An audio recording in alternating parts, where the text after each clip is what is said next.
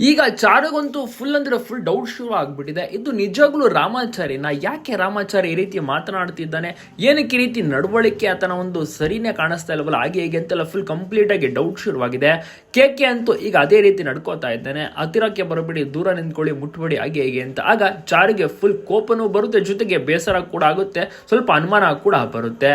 ದೂರದಲ್ಲಿ ನಿಂತ್ಕೊಂಡಂತ ವೈಶಾಖ ಬೇರೆ ಎಲ್ಲಿ ಕೆ ಸಿಕ್ಕಿ ಬಿದ್ದ್ಬಿಡ್ತಾನೋ, ಎಲ್ಲಿ ಚಾರುಗೆ ಈತ ಕೆ ರಾಮಾಚಾರಿ ಎಲ್ಲ ಡಬಲ್ ಒಂದೇ ತರ ಇಬ್ಬರಿಬ್ರು ಇದ್ದಾರೆ ಅಂತ ಗೊತ್ತಾಗ್ಬಿಡುತ್ತೆ ಅನ್ನುವಂತ ಟೆನ್ಷನ್ ವೈಶಾಖಿಗೆ ಶುರುವಾಗಿದೆ.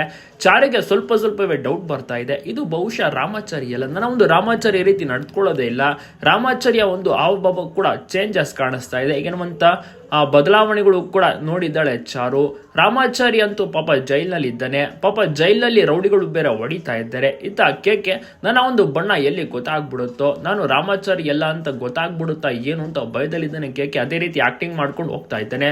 ರಾಮಾಚಾರಿಯ ರೀತಿಯ ಒಂದು ಬಣ್ಣ ಹಚ್ಚಿದ್ದಾನೆ, ಜೊತೆಗೆ ಅದೇ ರೀತಿಯ ಒಂದು ನಡವಳಿಕೆ ಆಗಿರೋದು ಎಲ್ಲವನ್ನೂ ಕೂಡ ಮೇಂಟೈನ್ ಮಾಡ್ಕೊಂಡು ಹೋಗ್ತಾ ಇದ್ದಾನೆ ಕೆ. ಯಾವೊಂದು ಟೈಮ್ ನಲ್ಲಿ ಗೊತ್ತಾಗುತ್ತೋ ಚಾರುಗೂ ಗೊತ್ತಿಲ್ಲ.